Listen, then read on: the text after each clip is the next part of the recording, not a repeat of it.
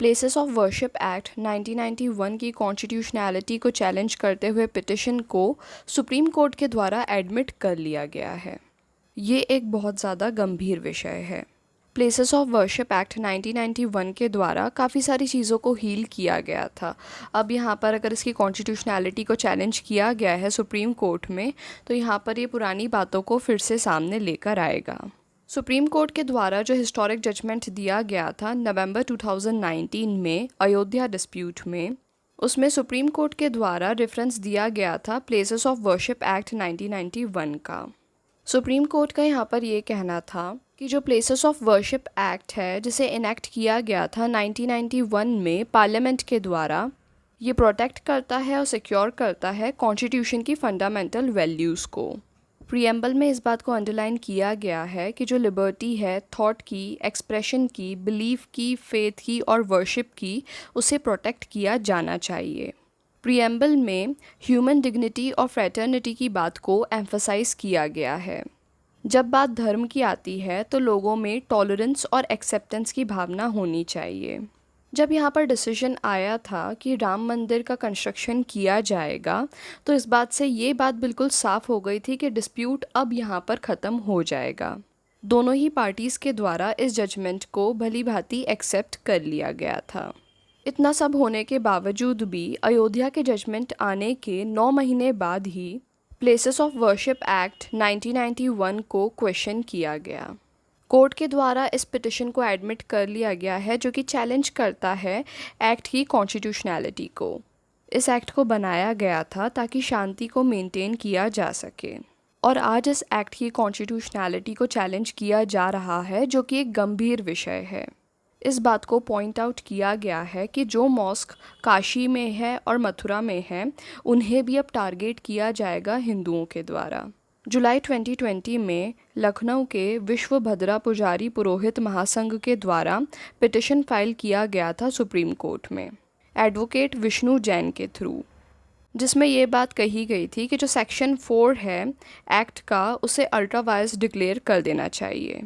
Petitioners का यहाँ पर ये कहना था कि जो रिमार्क्स दिए गए हैं अयोध्या वर्डिक्ट में, वो सिर्फ ऑब्जर्वेशन है बिना किसी जुडिशल फोर्स के, क्योंकि उस केस में प्लेसेस ऑफ वर्शिप एक्ट को चैलेंज नहीं किया गया था। पिटिशनर्स का यहाँ पर ये कहना था कि इस एक्ट की वजह से एनक्रोचमेंट के अगेंस्ट जो राइट है और जो रेमेडी है उसे बार कर दिया गया है। पिटिशनर्स का यहाँ पर ये कहना था कि जो हिंदू रिलीजियस प्रॉपर्टी है, उन प्रॉपर्टीज़ पर जब एनक्रोचमेंट होता है तो यहाँ पर उनकी जो राइट्स हैं और जो रेमेडीज़ हैं उन्हें बार कर दिया जाता है इस एक्ट की वजह से। मार्च 2021 में सुप्रीम कोर्ट के द्वारा पिटिशन को एडमिट किया गया, जो कि फ़ाइल किया गया था अश्विनी उपाध्याय के द्वारा। इनके द्वारा प्लेसेस ऑफ वर्शिप एक्ट 1991 के सेक्शन 2, 3 और 4 को चैलेंज किया गया। इनका ये कहना था कि ये जो सेक्शंस हैं ये आर्टिकल 14, 15, 21, 25, 26 और 29 को ऑफेंड करते हैं। ये सेक्शंस सेक्युलरिज्म के प्रिंसिपल्स को वायलेट करते हैं।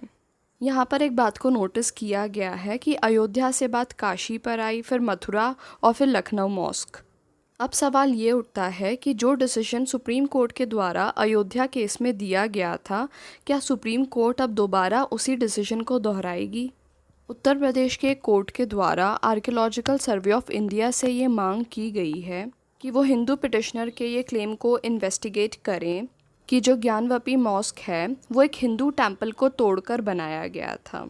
इसके साथ ही एक और पिटिशन लगाया गया है कोर्ट में कि जो मथुरा का शाही मॉस्क है वो बर्थ प्लेस है लॉर्ड कृष्णा का। इसके साथ ही कोर्ट के द्वारा एक और सूट को एडमिट कर लिया गया है, जिसमें ये कहा गया है कि जो कुतुब मीनार कॉम्प्लेक्स है वो एक टेम्पल को डिस्ट्रॉय करके बनाया गया है। ये सभी बातें कम्युनल बैटल्स को बुलावा देती हैं। ये सारी ही बातें प्लेसेस ऑफ वर्शिप एक्ट 1991 के साथ ही ख़त्म हो जानी चाहिए थी। प्लेसेस ऑफ वर्शिप एक्ट 1991 के द्वारा जो रिलीजियस स्टेटस है अलग अलग श्राइन्स का, उन्हें फ्रीज़ कर दिया गया था 15 अगस्त 1947 वाले दिन, जहां पर पेंडिंग सूट्स को ख़त्म कर दिया गया था और नए सूट्स को आने से रोका गया था। बाबरी मस्जिद वर्डिक्ट में सुप्रीम कोर्ट के द्वारा इस एक्ट को प्रेज़ किया गया था और साथ ही ये भी कहा गया था पीछे मुड़कर ना देखना एक फाउंडेशनल फीचर है फंडामेंटल कॉन्स्टिट्यूशनल प्रिंसिपल्स का, और यहाँ पर जो सेक्युलरिज्म है वो इसका एक कोर कंपोनेंट है। जो एक्ट है और जो सुप्रीम कोर्ट की लैंग्वेज है वो अनएम्बिगुअस है। इसके बावजूद भी लोअर कोर्ट्स के द्वारा पिटिशंस को एडमिट किया जा रहा है। ये पिटिशंस एक्ट के बिल्कुल विपरीत हैं और सुप्रीम कोर्ट के इंटरप्रिटेशन के भी बिल्कुल विपरीत हैं।